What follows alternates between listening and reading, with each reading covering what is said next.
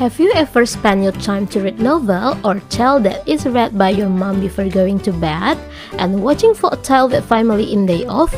All these activities are fun, aren't they? Do you know all text and the story script are example of narrative text? So, in this video, we will learn narrative text.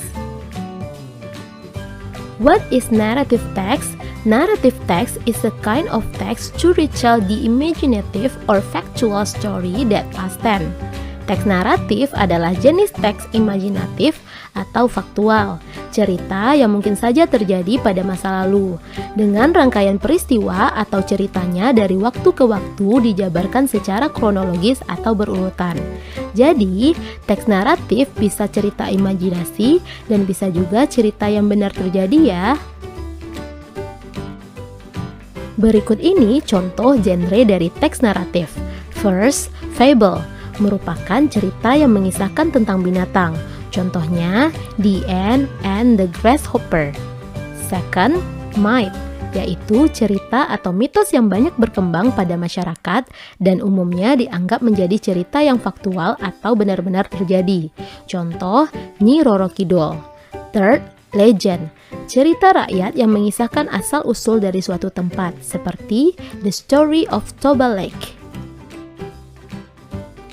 Genre selanjutnya adalah folktale. Cerita ini diceritakan secara turun-temurun sehingga menjadi bagian dari tradisi masyarakat. Misalnya, cerita Malin Kundang. Next, fairy tales merupakan cerita anak-anak yang di dalamnya mengandung unsur keajaiban atau ketidakmungkinan terhadap para tokoh dan pada bagian akhir mengandung pesan moral. Contohnya, The Ghost with the Golden Eggs. And then, love story merupakan cerita yang mengangkat tema perjuangan seorang tokoh untuk memperoleh cinta tokoh utama, seperti The Story of Romeo and Juliet.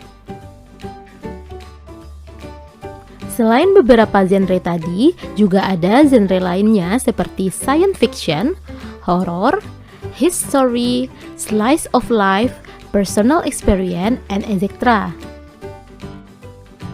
And then, what is the purpose of narrative text? There are some purposes or functions. To entertain the readers, untuk menghibur pembaca. To amuse the readers, membuat pembaca jadi bahagia. To teach moral value, untuk mengajarkan nilai-nilai moral. To change social opinion, dan untuk mengubah anggapan masyarakat umum tentang suatu perilaku atau peristiwa. There are three generic structure of narrative text. First, orientation atau biasa disebut pendahuluan. Second, complication atau konflik. And resolution atau penyelesaian masalah. Let's discuss more. First, generic structure orientation. It set the scene and introduce the participants. Bagian ini digunakan untuk mengenalkan tokoh, tempat, dan waktu kejadian. Second, complication tells the problem of the story and how the main characters solve them. This part includes situation, activities, or events that lead problem to the climax. It shows when the crisis arise. Complication menceritakan awal masalah hingga masalah menjadi klimaks. Bagian ini biasanya banyak melibatkan karakter utama untuk menyelesaikan konflik tersebut. And then, resolution. The crisis is resolved for better or worse. It shows the end of the story, usually a happy ending. Bagian ini adalah akhir dari cerita atau berupa solusi dari masalah yang terjadi. Masalah dapat diselesaikan menjadi lebih baik atau lebih buruk. Inilah nantinya yang akan membuat cerita berakhir bahagia atau sebaliknya. Selain beberapa struktur teks tadi, juga terdapat struktur lainnya yang bersifat opsional. Boleh ada atau tidak. Di antaranya, evaluation, the stepping back to evaluate the story or the moral message of the story. Mengulang kembali cerita atau pesan moral sebagai bentuk evaluasi. Coda, change of the characters of lesson or value of the story. Adanya perubahan nilai atau pelajaran dari karakter cerita. Reorientation, the ending of the story, menyatakan kesimpulan akhir dari cerita. Mari kita lihat penerapannya pada contoh teks berikut.